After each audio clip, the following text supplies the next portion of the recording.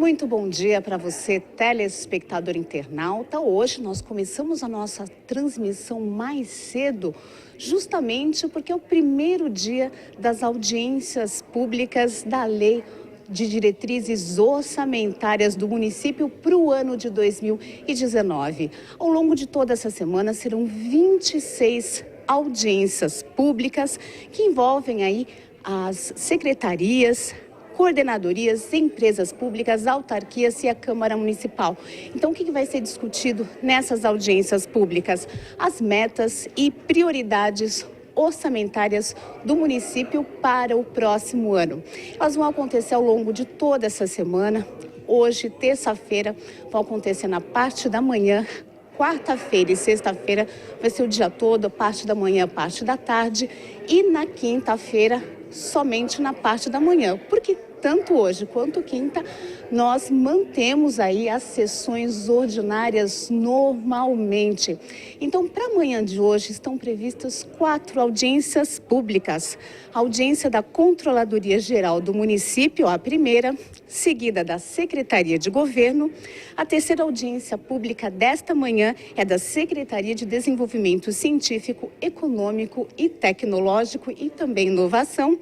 E a última audiência pública prevista para essa manhã é da Secretaria da Chefia de Gabinete. E está aqui conosco, o presidente da Comissão Especial que faz análise do projeto que dá origem à Lei de Diretrizes Orçamentárias. É o vereador Moreira, do PTB. O vereador ele vai ficar responsável por presidir todas as audiências públicas. Vereador, o que a gente pode esperar do trabalho dos parlamentares aqui que fazem parte dessa comissão especial, que vão estar aqui todos os dias aqui dessas audiências públicas? Bom dia. Primeiro, eu espero bom humor, né? Um bom dia de trabalho.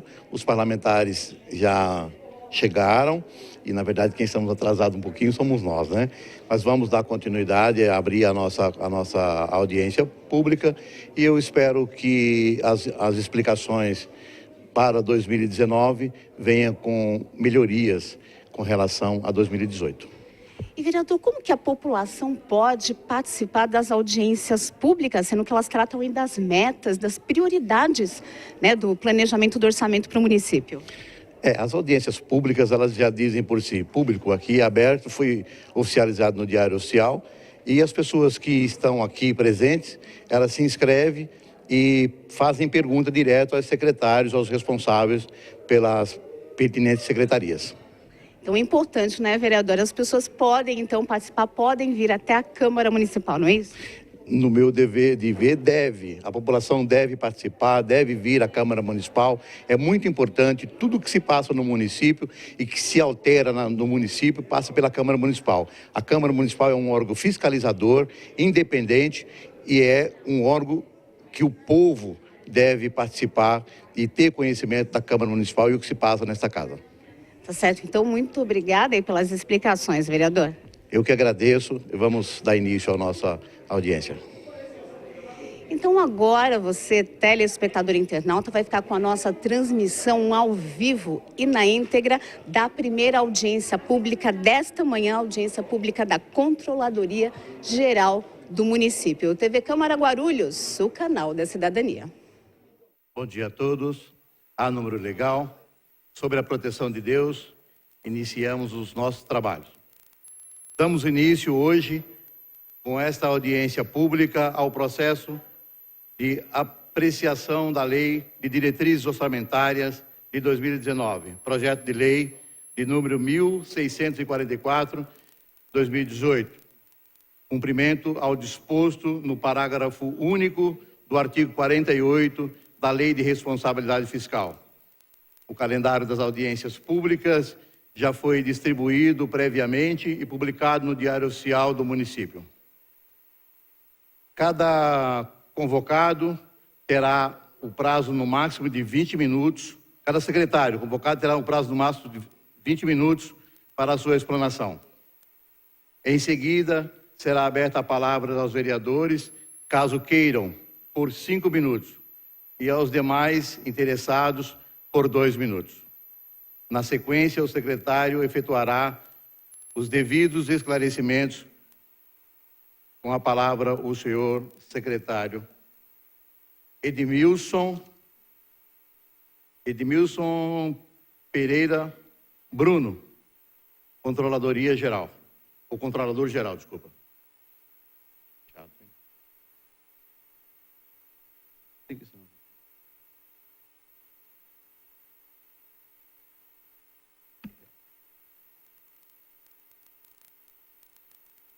Quero convidar também para compor a mesa Emanuel Toledo, chefe da seção técnica.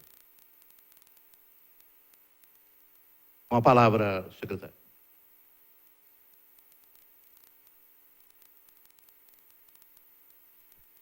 Alô, alô, alô. Bom dia. Bom, pela segunda vez que eu estou aqui, né? E, de fato, agora a controladoria está estabelecida em Guarulhos. Como vocês sabem, a controladoria tem o condão de uma secretaria e nós somos divididos em 4 departamentos lá. Que é o controle interno, a transparência e promoção da integridade, a corregedoria e a ouvidoria do município. Atualmente, a controladoria conta com 30 funcionários, né? Nossa intenção é chegar em 2019 com mais ou menos 50 funcionários para ter um pouco mais de eficiência. Mas eu vim aqui falar sobre dotação orçamentária e não sobre o organograma da controladoria. Nós temos uma... Oi. Alô.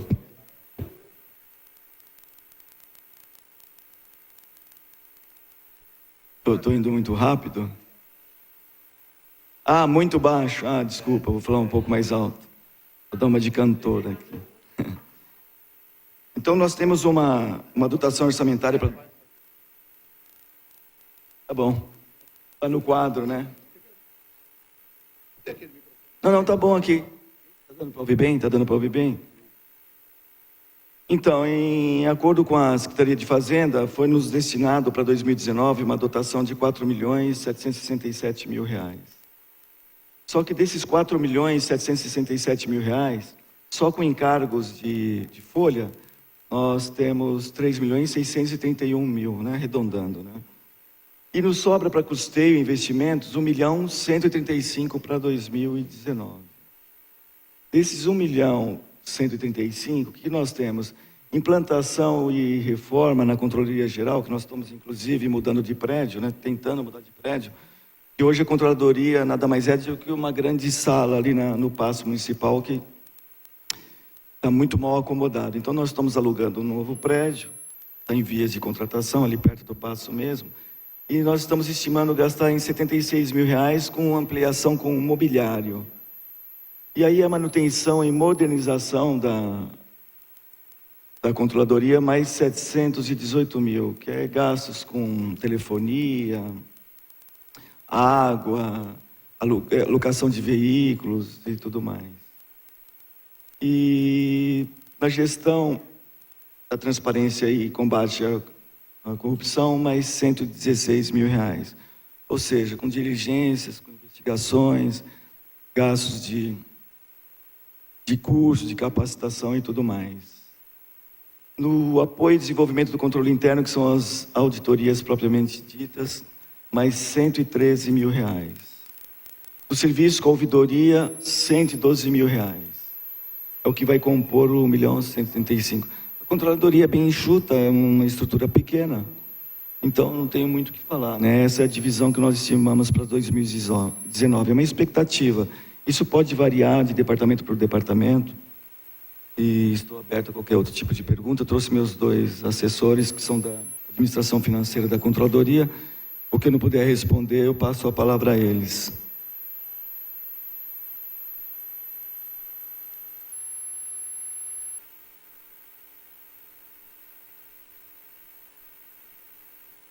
Passando aqui um dado estatístico para vocês, né? Antes que venha qualquer pergunta aqui, adiantar, talvez que vocês estejam em dúvida.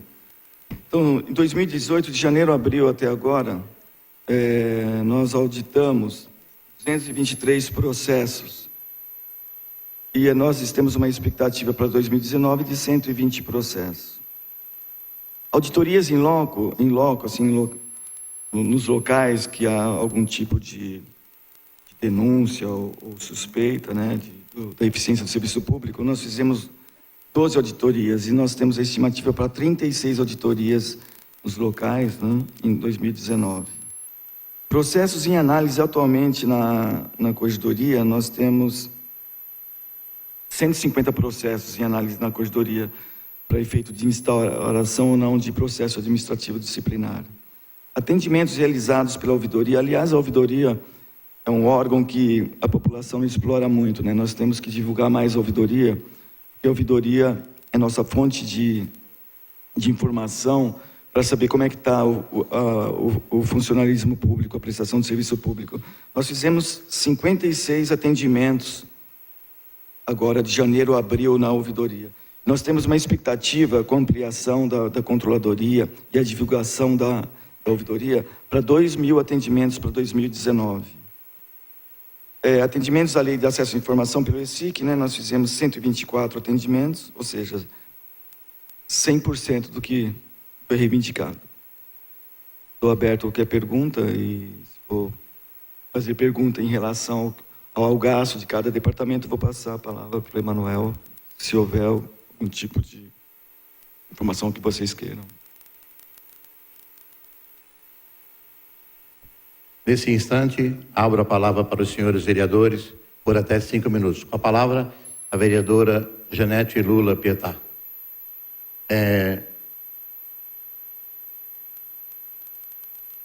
Enquanto os senhores vereadores se pronunciam, abro a palavra para o público que queira se inscrever para fazer pergunta até por 2 minutos.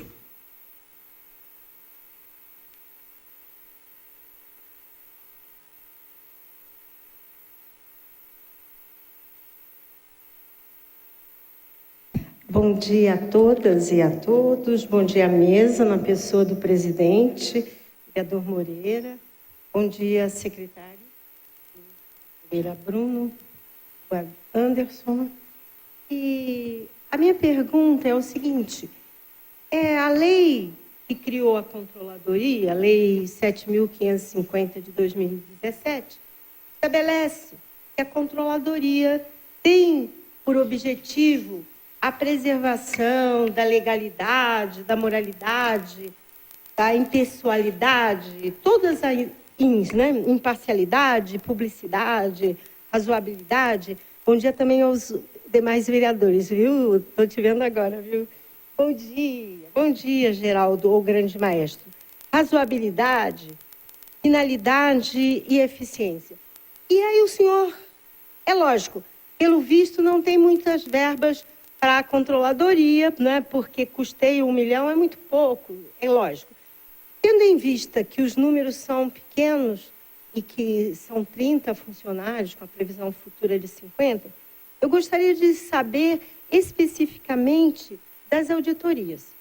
E aí a minha pergunta é de informação, porque como é uma secretaria nova, a gente precisa de entender o processo, que está acontecendo, inclusive nos informar.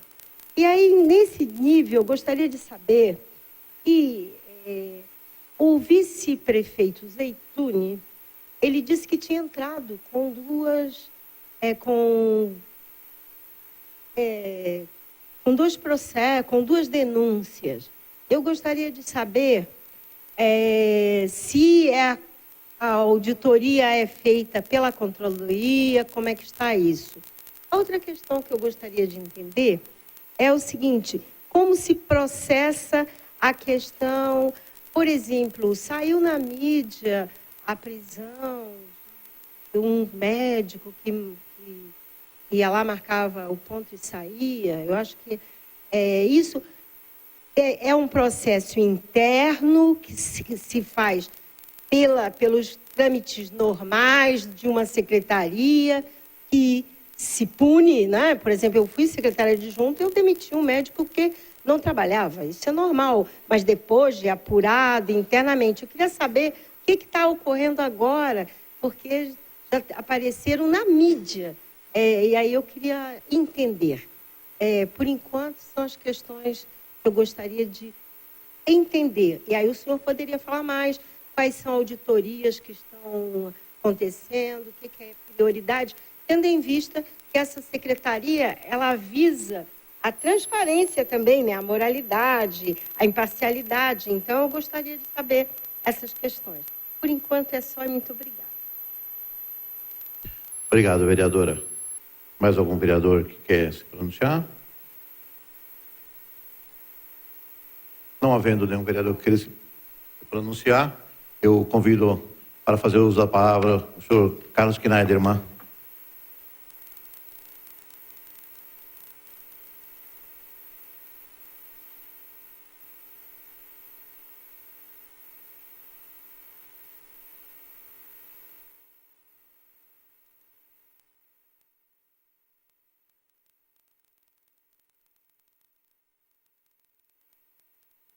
Bom dia a todos. Primeira pergunta é os processos de compras, né? Licitações, passam pela controladoria. Estão incluídos nesses números que foram apresentados, todos os processos? Eu sei que agora saiu um decreto de que os da saúde não precisariam passar, mas queria que o senhor explicasse um pouco como é esse trâmite para licitações e compras. A segunda pergunta, o senhor disse que a controladoria tem 30 funcionários. Gostaria de saber quantos são de livre nomeação, quantos são concursados e quantos têm cargo de chefia. Obrigado.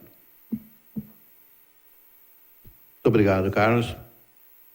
Com a palavra agora o nosso assessor, o nobre vereador José Luiz Erinaldo. A palavra.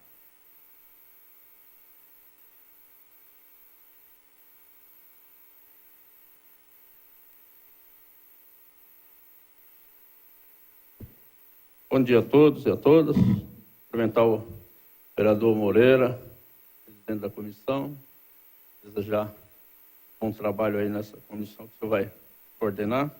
Cumprimentar o secretário Edilson e os demais funcionários presentes. Eu só queria ver uma seguinte, olhando aqui, a gente vê aqui que nas ações aqui tem a implantação, ampliação e reforma, R$76 mil. Aí eu gostaria de saber, porque o prédio que o senhor está é alugado, né? Pode-se fazer reforma nesse prédio? Eu gostaria de entender essa situação de reforma que está colocada aqui. Outra situação, nos atendimentos realizados aos cidadãos, está previsto aqui em torno de 2.500 ações, né? E aí, gostaria de entender como esses cidadãos podem chegar à controladoria, solicitar essa informação, fazer as suas denúncias. Gostaria que o senhor esclarecesse como fazer. Também tem a implantação de projetos visando política de transparência, o acesso à informação, e aí a pergunta se refaz nesse sentido. Como eu, cidadão, Arinaldo, posso entrar em contato com a coordenadoria para fazer minhas denúncias e como posso acessar a transparência dessas denúncias e acompanhar? Gostaria que detalhasse melhor para a gente entender. Obrigado. Obrigado, Arinaldo. Tem mais algum munícipe? Então, eu com a palavra o secretário para as suas respostas.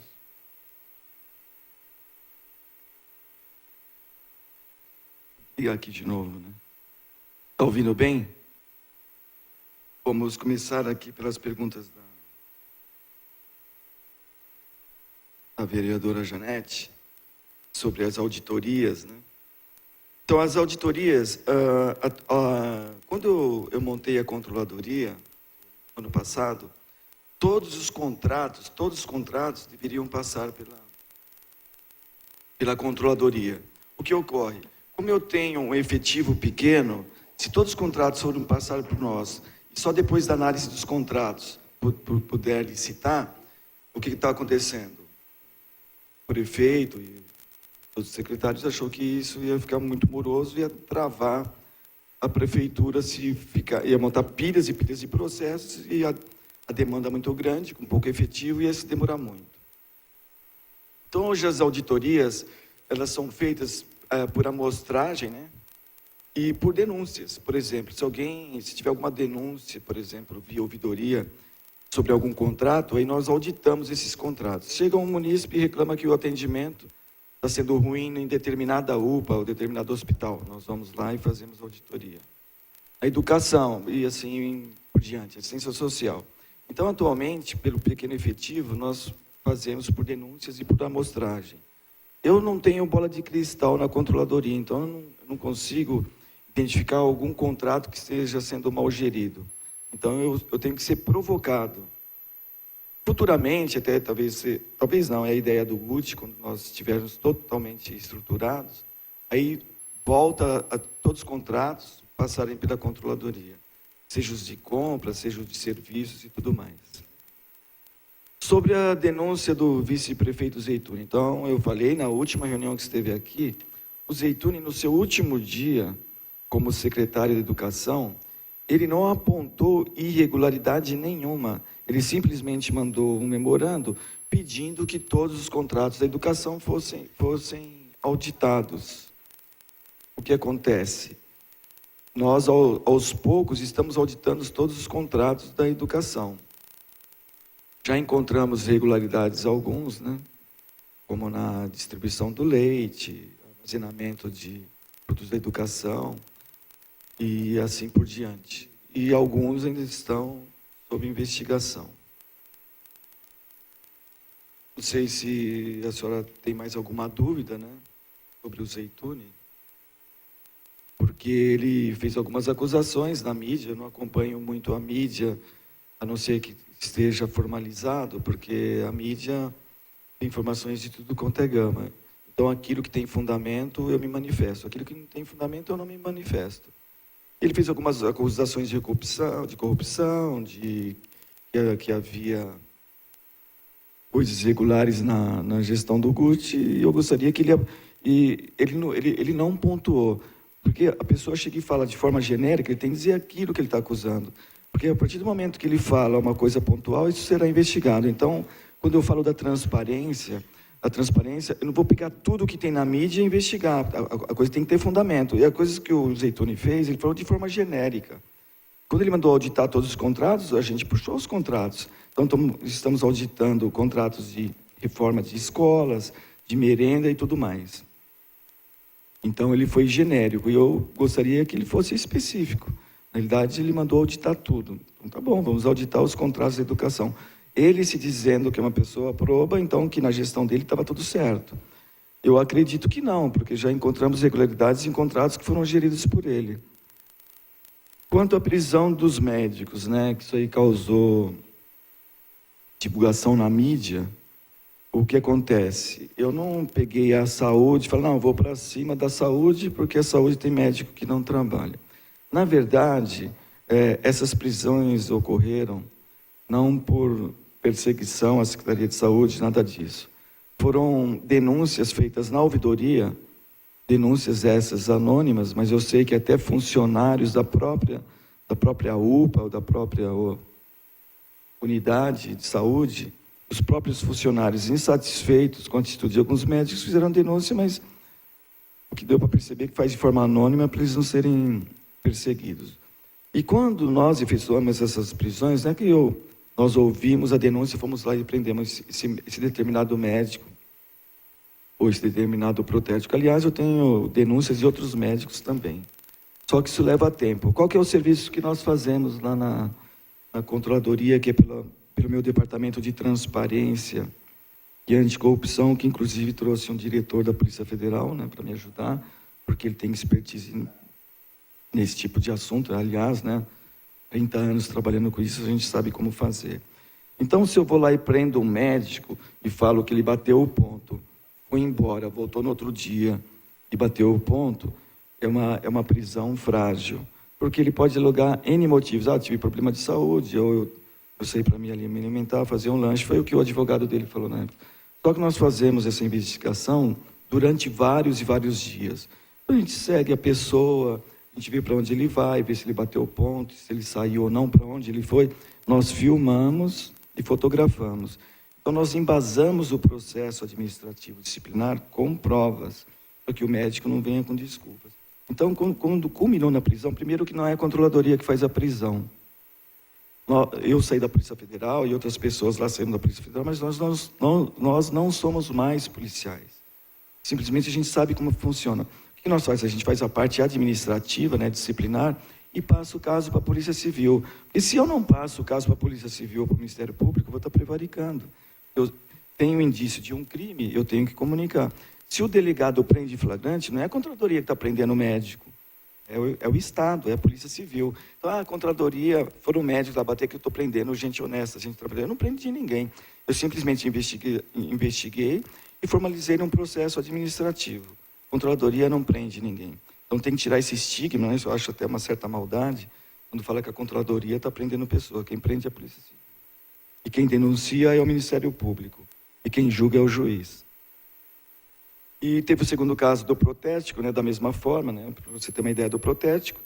Ele batia o ponto e a gente tem fotos e filmagens dele na praia, em Caraguatatuba. Então, como é que ele pode dizer que saiu para alguma coisa fortuita, né? Tem dia que ele tinha que estar trabalhando e estava no supermercado. O médico, da mesma forma. O médico, o Pierre, ele tinha o disparate de nem sequer desligar o carro. Ele chegava na unidade à noite, às 7 horas da noite, ele deixava o carro ligado com a lanterna acesa, ia lá, batia o ponto com o diretor cumprimentando ele, dizendo que estava tudo tranquilo, que a gente tinha gente lá dentro, né, se passando por paciente. O diretor falando que estava tudo em ordem, ele pegava o carro e ia embora. Nós seguíamos, ou ele ia para eventos em São Paulo, ou ele ia para a casa dele, e voltava no outro dia, ele tinha que voltar às 7 horas da manhã, ele voltava às 8h30, 9 horas, quer dizer, até dormia até mais tarde e voltava e batia o ponto. Então, como é que a gente pode ter um médico desse trabalhando na prefeitura? Onde está a eficiência do serviço público? E outra coisa, vou dizer uma coisa para vocês. Pessoas que atendiam nesse posto, nessa unidade do médico Pierre, chegaram a apanhar. Uma funcionária que trabalhava no atendimento, ela chegou a tomar um tapa na cara, porque a pessoa chegava lá para ser atendida, ela falava que o médico não tinha médico, ou estava demorando o atendimento. E o médico em casa dormindo. Ou seja, como é que a gente quer uma eficiência na saúde se os médicos não trabalham? Aí fala assim, eu não posso suspender esse médico, não posso tirar, que vai ficar médico a menos. Peraí, que médico que é a menos? Mas se o médico não trabalha, qual é a vantagem de ter um médico que não trabalha? Estou pagando um médico que não trabalha, eu prefiro que o médico peça demissão ou que ele seja admitido no processo disciplinar. E o que vai acarretar aqui? Se ele não provar, que não vai provar, ele vai ser demitido sumariamente. Agora, essa demissão, eu não posso chegar no outro dia e demitir esse médico. Não é a controladoria que demite, vai ser o prefeito. Agora, nós estamos já com o processo administrativo em andamento, creio que no máximo 60 dias a gente conclua. E eu acho que esse médico, né, tenho quase certeza que ele será demitido, porque tem provas cabais de que ele não trabalhava. Bom, de outros médicos que têm denúncia, eu não consigo apurar tudo na controladoria com efetivo tão pequeno. Então, dos médicos aqui é um pequeno exemplo que eu estou dando para vocês sobre a eficiência do serviço público. Então, não é uma coisa direcionada para a saúde, isso pode acontecer na educação, isso pode acontecer na ciência social, no trânsito.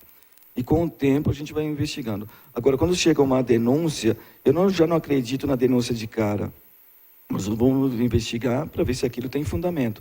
No caso dos 2 médicos, quer dizer, um médico e um protético, tinha fundamento, tem provas para poder instaurar um procedimento administrativo disciplinar, culminando eventualmente na denúncia, na demissão desses funcionários públicos. Outra pergunta que a vereadora Janete fez. Ela pergunta qual é o procedimento nas nossas investigações.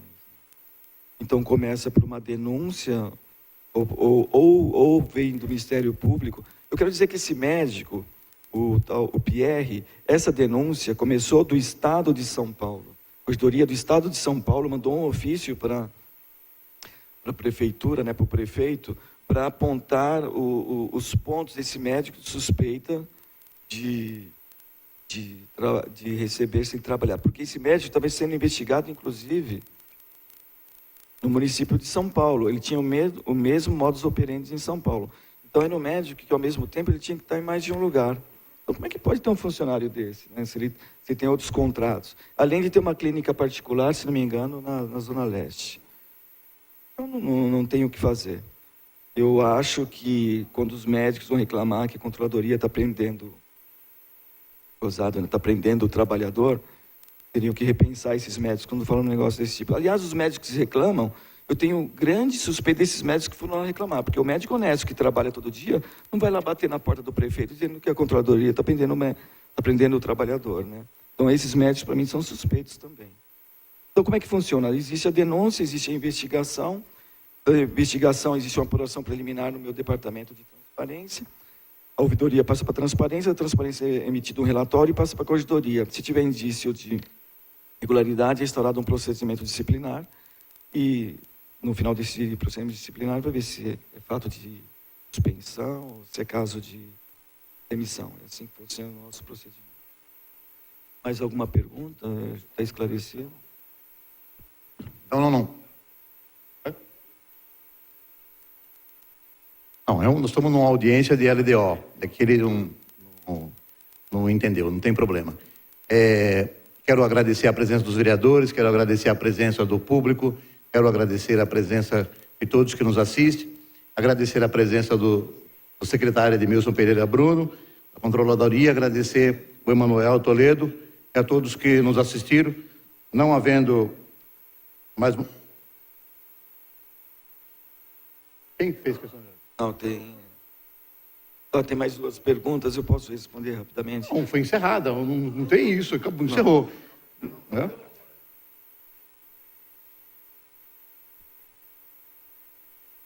Então, vou conceder 2 minutos para Vossa Excelência responder, abrir essa exceção aqui. Bom, Não é um debate, é uma audiência pública de LDO, não é debate. Por favor. Então, ele que falou que tinha respondido, não sou eu que tenho que saber. Eu respondi as perguntas. Ele responde? Tem mais Tudo duas bem. perguntas, Então, por favor, né? secretário.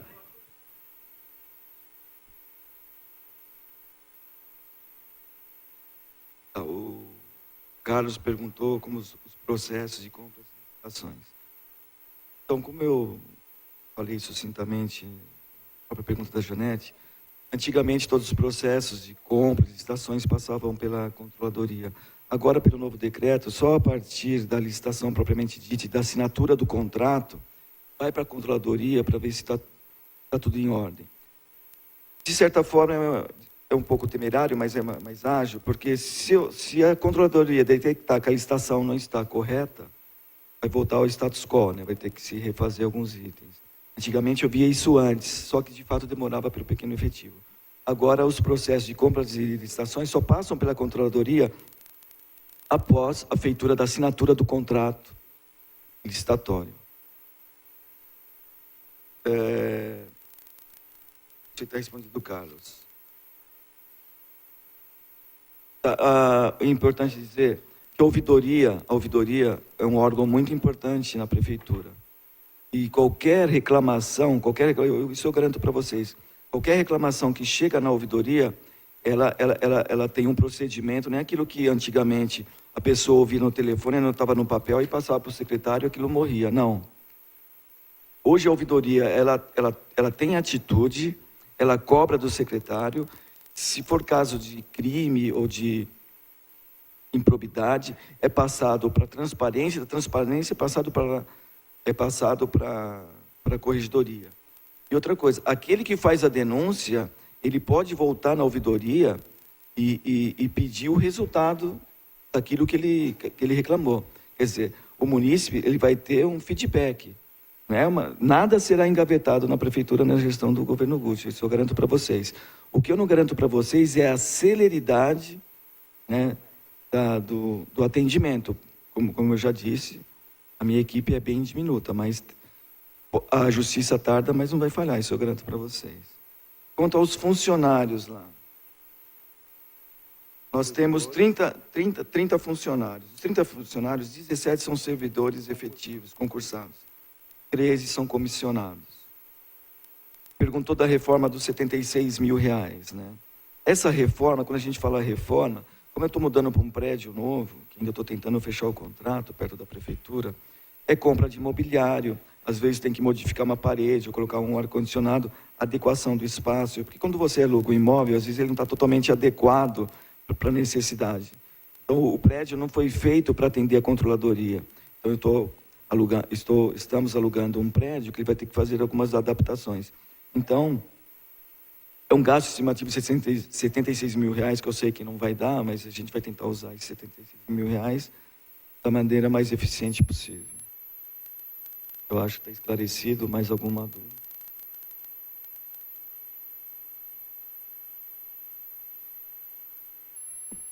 Bom, agradeço mais uma vez a presença de todos os vereadores, público que nos assistiu, aos assessores dos vereadores. Agradeço ao senhor secretário Edmilson Pereira Bruno, controlador geral, e o senhor Emanuel Toledo, chefe de subseção técnica. Não havendo mais matéria a ser discutida, declaro encerrado.